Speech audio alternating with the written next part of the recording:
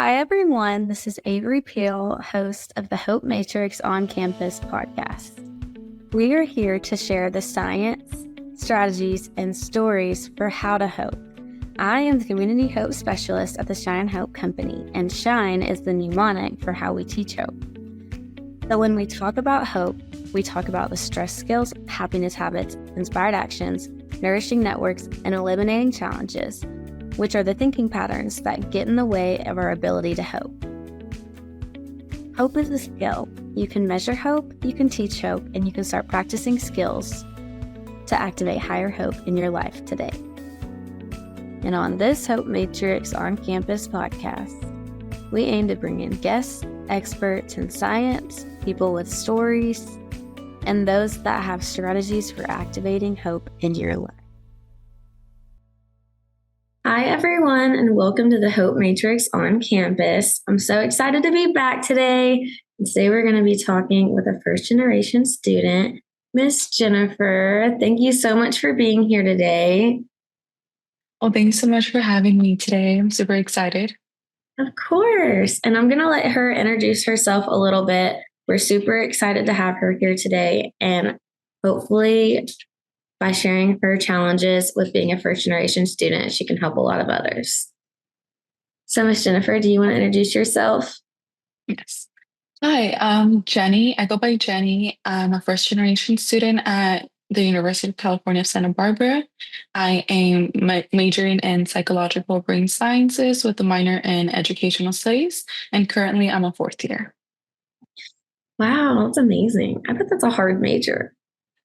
Yeah, there's a lot of science classes, but you'll get through them. So I want to talk a little bit about your experience as a first gen student, and you can go into as much or as little detail as you would like, but just share a little bit about your experience and maybe some challenges that you've gone through, especially as a freshman just starting out. Yeah, definitely. So I'm the first in my family to attend like a higher institution, like with all my cousins and everything. So it was like a new experience for me. I didn't really know like what to expect.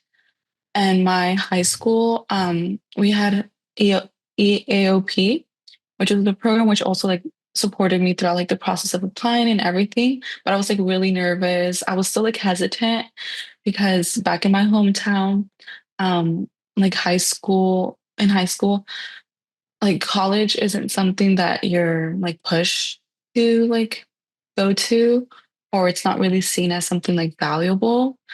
So I was like debating if I should go, if I should not go, but I knew that for like what I wanted to do in the future, I needed to go to college for it.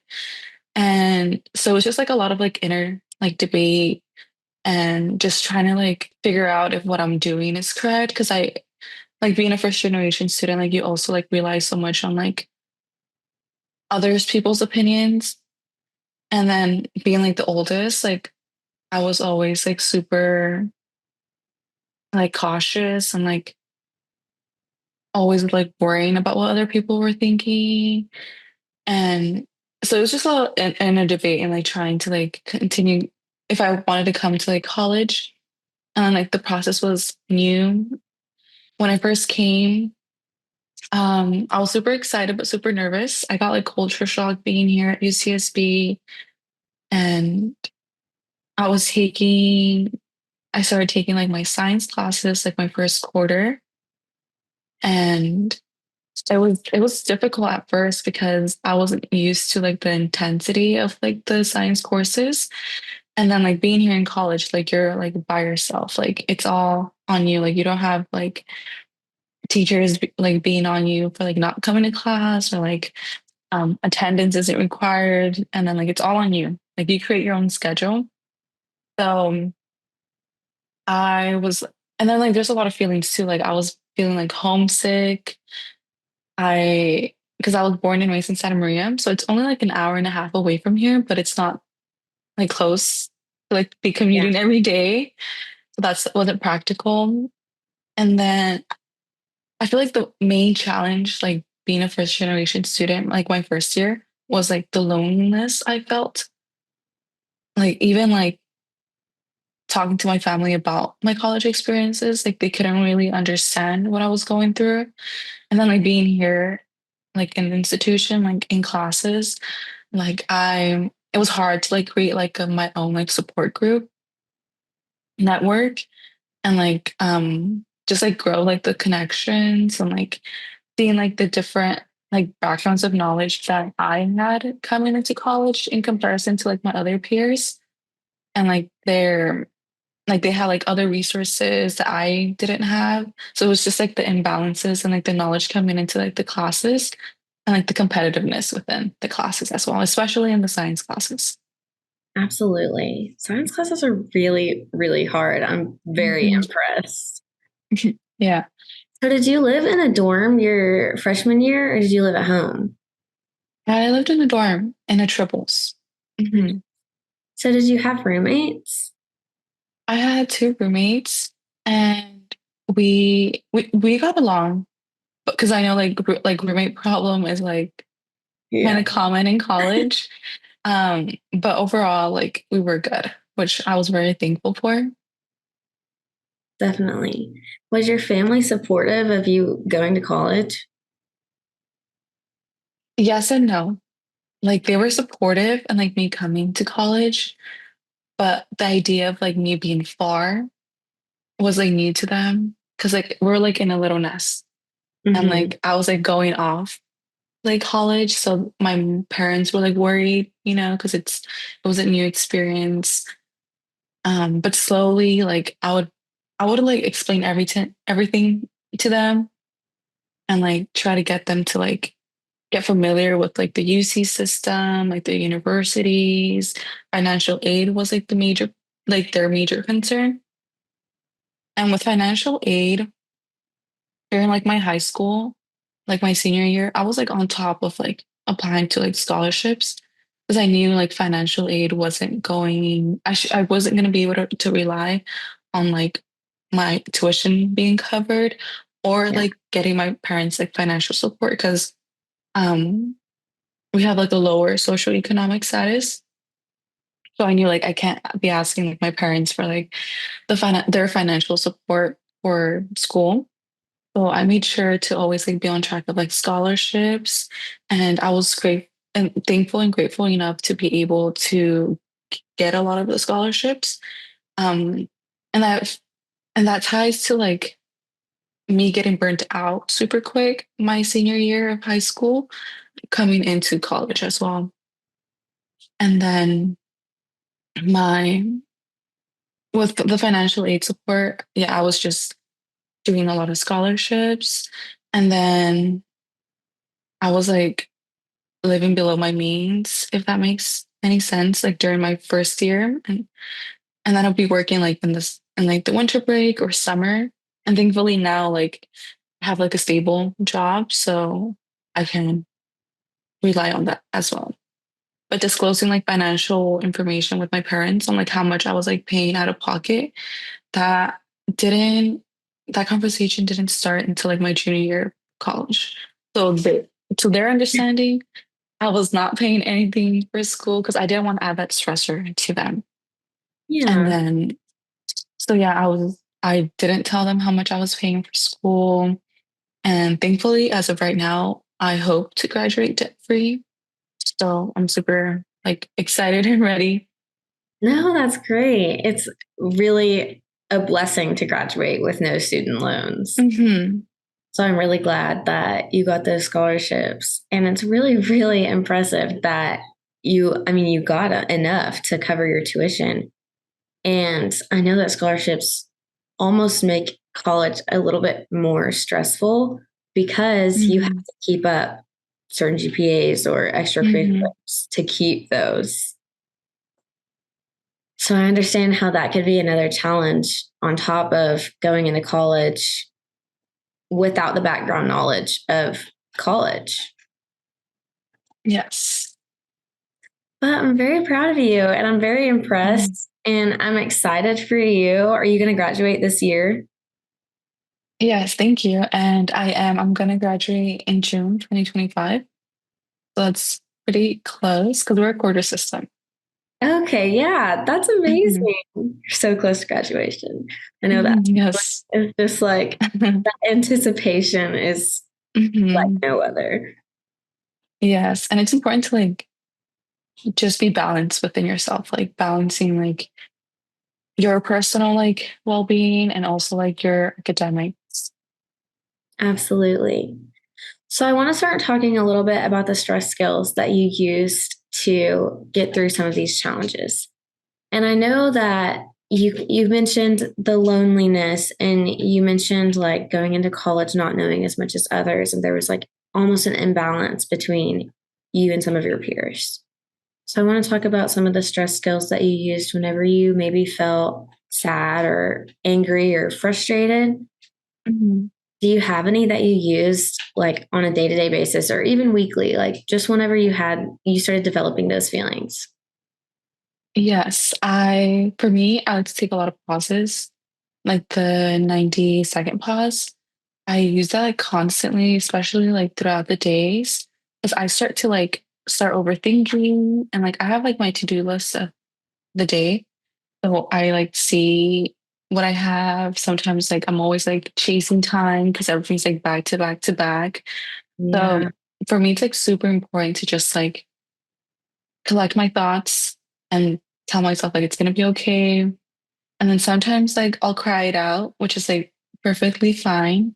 that is. Yeah. And yes, because I feel like letting it like your emotions out in like any way that makes you feel better is like super important. No, absolutely. I know whenever I first started working here, Catherine would tell me all the time, she'd be like, just stop, breathe, and cry if you need to. And I'm like, Yes. really? Nobody's ever told me to cry before. But no, I'm really glad that you already know that and you already know that it's okay to cry. And I think that a lot of people, especially, I mean, parents, like, are like, stop crying, you're fine, like, you're fine. I'm like, just let me Mhm. finish crying and then I'll be good. Yeah, because we're like the experts like for ourselves too. Like we Yeah, know how we feel. We know like when we're not comfortable, like when we're like overwhelmed. So it's like important just to like trust ourselves and like give ourselves that space. exactly. Exactly. So I feel like this kind of leads right into our happiness habits. And what do you do when you're needing that space? What do you do for yourself to keep yourself in your upstairs brain and to keep away any like negative thoughts? But so staying in your upstairs brain is staying positive and staying in a part of your brain where you can make good informed decisions. So what happiness habits do you use to help you stay up there? I There's a couple. I prioritize my sleep. I try to get at minimum like at least 7 hours of sleep because I know it can be really hard to like stay up super late and then like you have to wake up super early for like your morning like classes. But I try to like make sure that I get my rest so I can be like well for like the rest of the day. Absolutely. And then the other thing is tennis. I really like playing tennis. I stopped playing tennis for a while because I was just like super overwhelmed, but I wasn't making time for it. But then Yeah, like I'm like, okay, like I have to make it a priority to like make time for things that I like to do. So I'm getting back into tennis because I used to play it in high school. And it's like super fun for me. that's amazing. Mhm. I was never any good at tennis. Yeah, it's a really hard sport. It is Yeah. hard and it's a lot of Mhm. running around. Yeah. Especially like the serves. Those are like the hardest to get nailed down. Oh, yeah. Maybe Mhm. I need to come to California and have you teach me how to play tennis. Yeah, we can play tennis. That sounds awesome. Well, I'm really glad that you have that sport and that background to get back into because I know a lot Mhm. of people like don't have any sports that they're into or that they have played previously and so they don't Mhm. know what to do whenever it comes to going outside. They're like, I guess I'll just go on a walk, which is what I do because I don't really have any Yes. background in sports. So it's Mhm. like, I guess I'll go walk around the park or something, Yes. which is still fun. But Mhm. I'm glad that you have that to just like go back to your roots a little bit. And I but it like makes you a little bit more comfortable because that's something you're comfortable doing and you're happy doing. Yes. Definitely. So let's start talking about some of your inspired actions. And these are goals. So this can be like a big overall goal. Like your big overall goal could be to graduate college, but you could set mini goals along the way and or micro goals. And it could be like, I'm going to get out of bed this morning.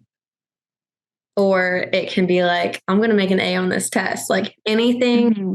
that you set goals for, if you have a big overarching goal and then you set mini goals to get there, or if you Mm-hmm. have a big overarching goal that is just too big and you've ever needed to re-goal, like that's okay Mm-hmm. too. And we want to talk about those and we want to talk about the challenges to reaching our goals and having to set those micro goals just to help you, maybe if it's just to help you get out of bed in the morning. So, what are some goals that you set to help you get through college? I feel like I do have a lot of like mini daily goals. Like I rely on my to-do list, like my calendar, like every single day. Like I write all the assignments that I have to get done that week. I have to like I write like the times that I have classes or that I have the time that I like spared to like go to the gym. So it's like it helps me because it makes helps me visualize like the end, like the entire like week plan. And then I know that I balance the week so it's not so overwhelming.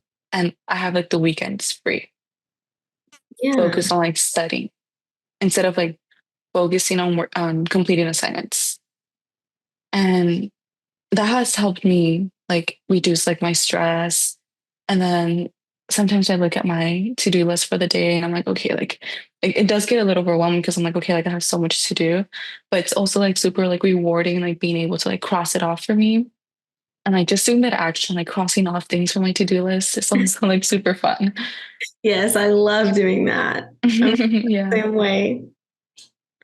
It's so it's almost like relieving. Like at the end of the day, you see your whole checklist completely crossed off. And you're Mhm. like, ah, that's so nice. I did so much today. I'm so proud of myself. Yes. And then like I like to do this like on Sunday or Saturday so I can prep for like the entire week.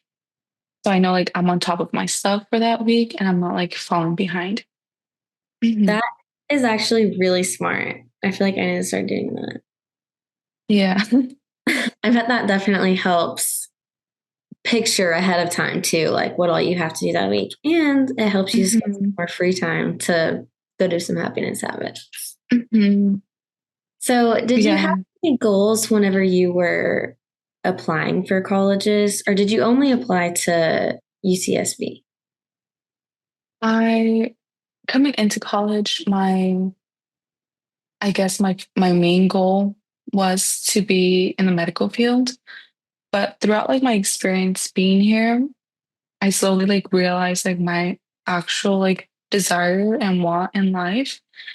And now like I've because I was a biology major before and I switched into the psychological or brain sciences because like the classes overlap. So it wasn't like a too drastic change. I just had Yeah. to take like summer classes during the summer to just be um, on track. Mhm.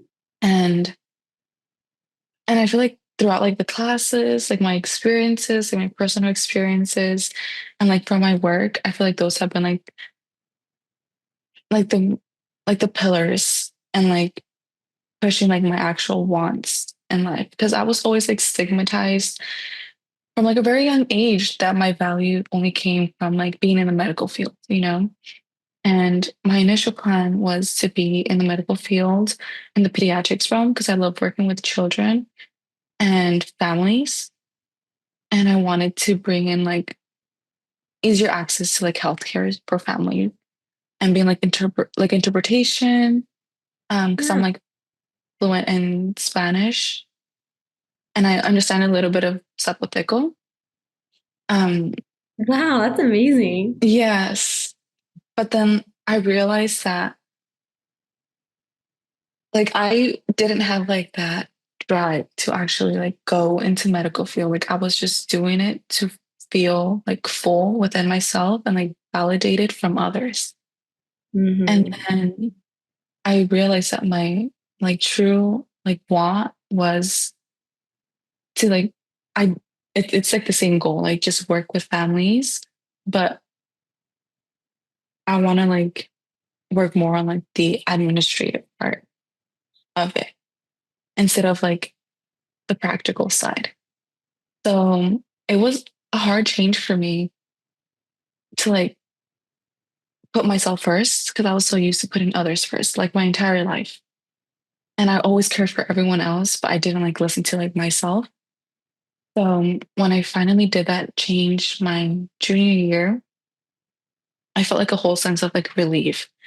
And now like my classes that I'm taking, because I finished the science classes, because for both majors you need them. But like Yeah. I was taking more like my psych classes, which were always like super interesting to me. Like I love human behavior and like the brain and like development. Like that's like what I love to like study. So I was really happy that I was able to like take classes that were about those topics. And then now, like my main goal, or I'm in the process of, is to get my master's in social work and hopefully get my license, and then the rest will come. That's amazing. Yes. Isn't it so much easier to take classes that you actually enjoy? Yes. Yes. Because it's also important because you don't want to be like burnt out, or like Yeah. continue doing something that you don't really like want to do because it'll just be like a waste of time for yourself as well. No, exactly. I love that you switched from having extrinsic goals to having intrinsic goals. Intrinsic goals, yes. Definitely. That is Hmm. amazing. And it's an important switch to make, and it's a difficult switch to make Hmm. because it's really hard to let go of the expectations of others. Hmm.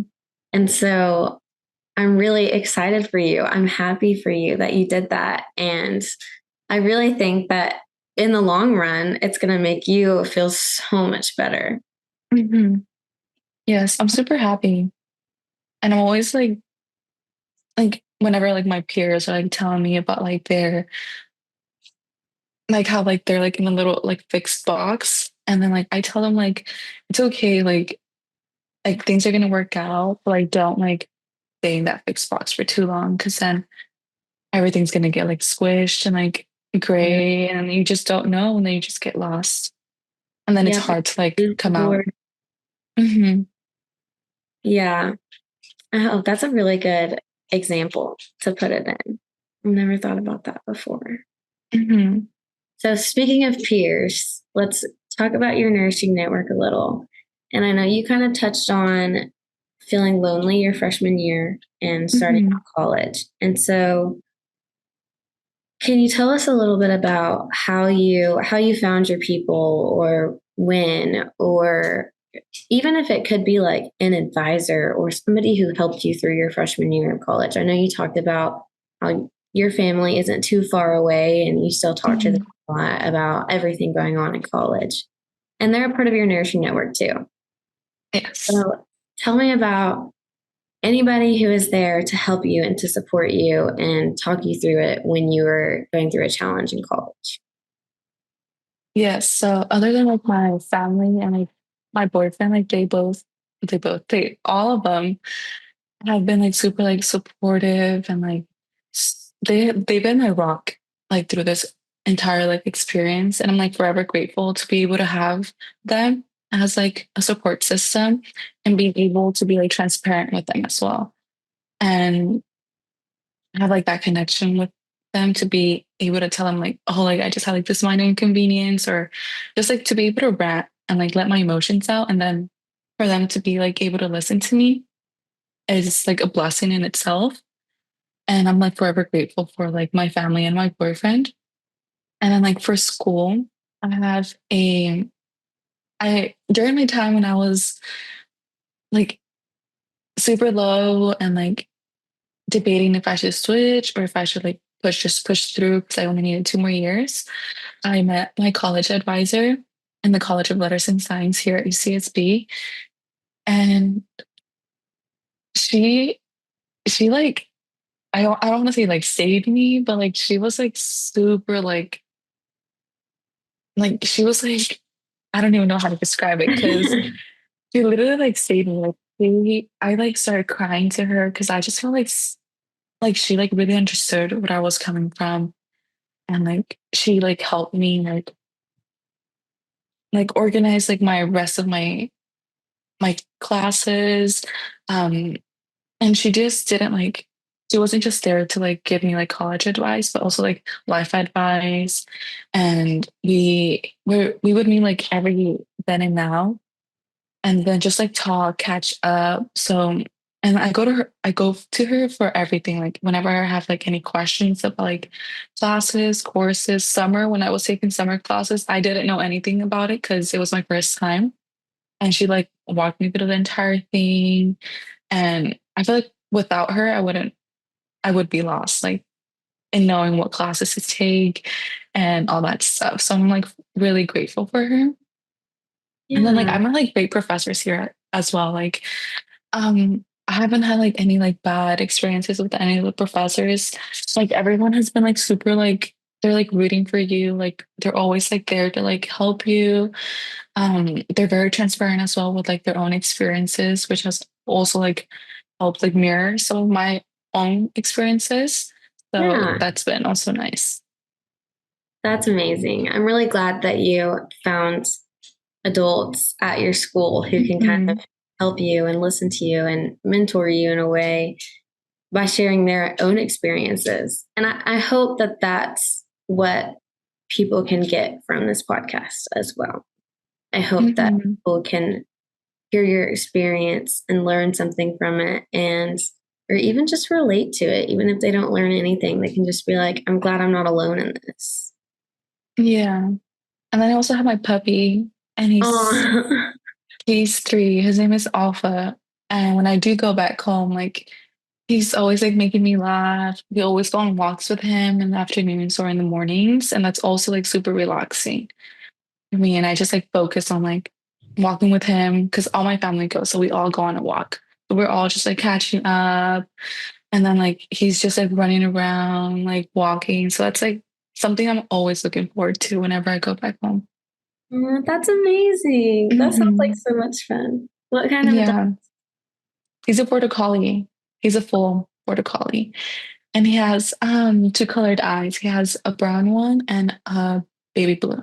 We didn't Oh, know that. he's so cute. Yeah. Yeah. Oh, I want to see a picture.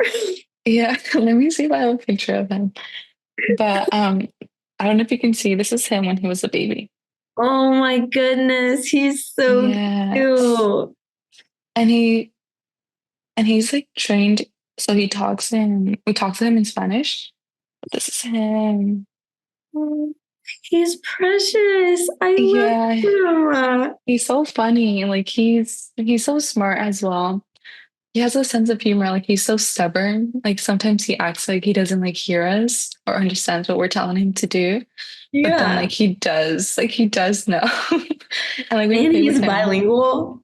Like what? That's awesome. Yeah. Like because I went home last weekend because my grandparents were visiting from Mexico. Hmm. And we took him on a walk, and we were just like, let's see if like he's not listening to us because we would be calling him to come, but he wasn't listening to us. And then his favorite word is in Spanish is carne, but it's meat in English, because he knows that as his treat, like his Hmm. treat word. And we whispered it.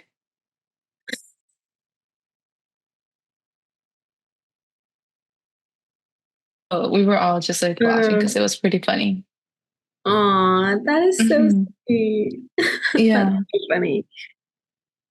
Well, okay. I want to move over into eliminating challenges because I think that eliminating challenges is probably the hardest part of the entire Shine framework. And ultimately, I feel like it's one of the most important ones. I mean, they're all super important, but eliminating challenges is basically removing the negative thoughts or Mhm. changing the negative thoughts into positive thoughts and stopping rumination so that you're not worrying so much and focusing on the good rather than the bad. So, I want to talk about how you eliminated some of those challenges. Like, whenever you were thinking negatively, I know that you kind of talked about how you had your advisor when you were low and um, Mhm. I mean,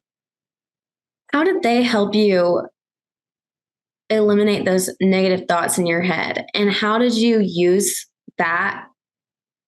Like, how did you use that information to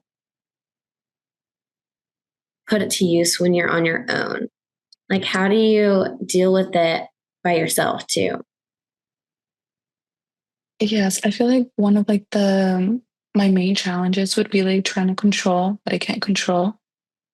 And my my supporting network, they're always telling me to like get out of your head and like just like go with the flow.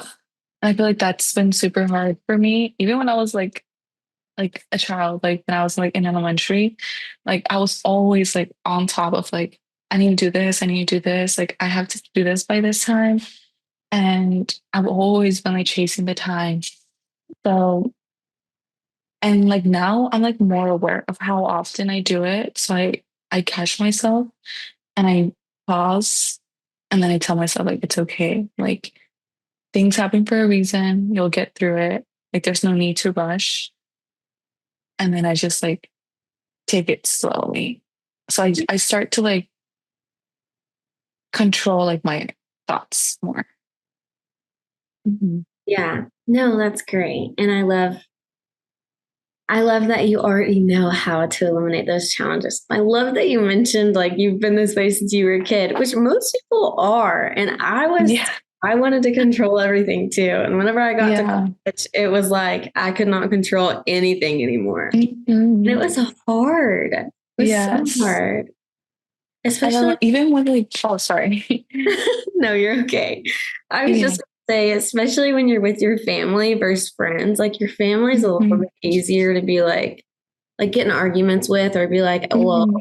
I want to do this or they want to do that. Like it's so much easier to figure those things out because they're your family Mhm. and they love you. Yes. But with a friend, it's almost like you have to just go with the flow sometimes Mhm. And it's because, hard to put those boundaries. yeah, it is.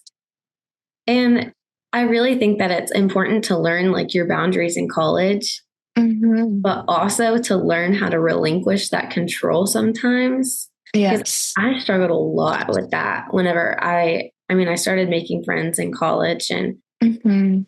I ultimately just decided I was like, if they want to do something and it's not going to hurt me, I should just do it Yeah. Yeah. because I can't control every situation. But it's Mhm. hard to relinquish that control. Yes. It is. It's important to like have fun because like or like go to events like the school Yeah, there's a lot of like school events that are going on or like this like the soccer games, the basketball games. I feel like just having like those experiences as well can like really like um just like make like the college experience like less lonely. absolutely. Absolutely. Mhm. So, if you were to give three pieces of advice to first generation college students or even just college students everywhere, what three pieces of advice would you tell them? Okay. Let's see. Like the first one would be that like you got it. Like it's tough. Like it's gonna be like hard. Sometimes you're gonna want to quit, but like it's gonna be worth it. And like I feel like it's important to like think about like in the long run how you're like building like your own like image, like other people too. Like you're even if you're not like aware that you're inspiring other people, but you really are like you're inspiring like your siblings, your family members, like and then that's just going to like be accumulating. And then we're just going to have a lot more people that are going to value like education in itself. Yeah, Mhm. absolutely. And then my second piece of advice would be to stay grounded, like to stay grounded, like remember your roots. Um, like don't forget like where you're coming from, like what's like your goal, because you can get easily distracted in college.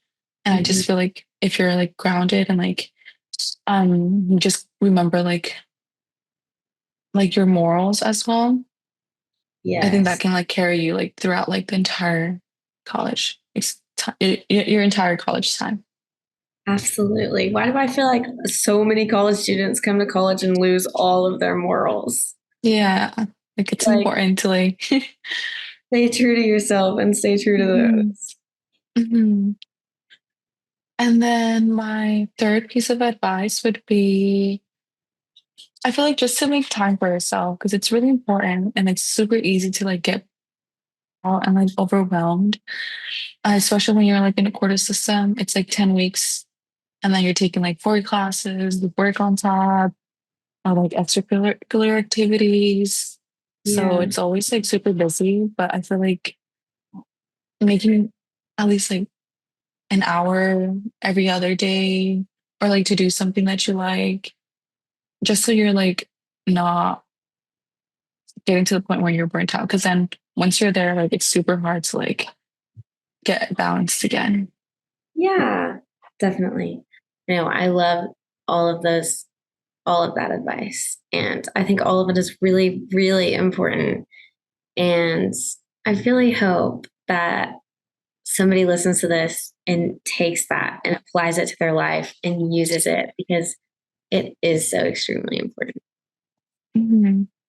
Well, thank you so much for joining me today. Thank you for Of taking course. time out of your busy schedule. I really, really appreciate it. I truly do. And I know that somebody's going to listen to this and it's going to help someone. Even if it's just one person, it'll help somebody. So it makes everything worth it. Well, thank you so much for having me. This was like super fun.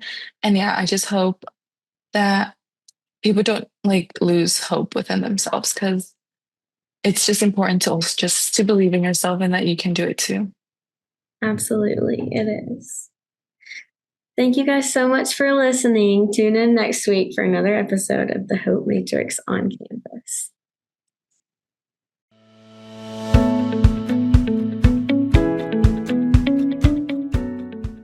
Thank you all for listening to the Hope Matrix on Campus podcast. I hope to have provided you with actionable insights and a framework that you can use to start activating higher hope in your life today. And don't forget that hope is measurable and teachable. This program is designed to assist you in learning about hope, but it should not be used for medical advice, counseling, or other health-related services. I, Fred, the Shine Hope Company, and myself, Avery Peel, do not endorse or provide any medical advice, diagnosis, or treatment. I am not a medical doctor. The information provided here should not be used for the diagnosis or treatment of any medical condition and cannot be substituted for the advice of physicians, licensed professionals, or therapists who are familiar with your specific situation. Consult a licensed medical professional or call 911 if you're in need of immediate assistance, and be sure to know the crisis hotline 988 if you are in need of support. We are better with hope. Please feel free to check out theshinehopecompany.com, where we list all of our resources around how to hope. We have a lot of free programs for how to hope, including the 5-day challenge, our hope infographic with a lot of skills that showcase how to hope, and articles of how to incorporate hope in your life. We have the Hope Beat Weekly, which is a weekly newsletter that shares strategies for hope. We have my Shine Hope story template, so you can write your own Shine Hope story today. Also, my Shine Hope hero, so we can share what our heroes are doing to activate hope in our lives. And this is especially good with youth, so they can start looking up to people that have overcome similar challenges to them and seeing how these heroes use the Shine Hope framework. We have a Hopeful Minds for Teens program and Hopeful Minds Overview Educator Guides. We have a new evidence-based college course so you can activate hope on the college campus. There are programs in the workspace, overview courses, 90-minute courses for learning the what, why, and how to hope. What I want you to know about hope is it's a skill you've got to practice to become more hopeful. It's easy to fall into despair and helplessness when we deal with challenges in life, and it takes intentional work and practice to get to hope. And yet it is always possible. So no matter what life brings, keep shining hope. Thanks so much for listening and have an awesome day.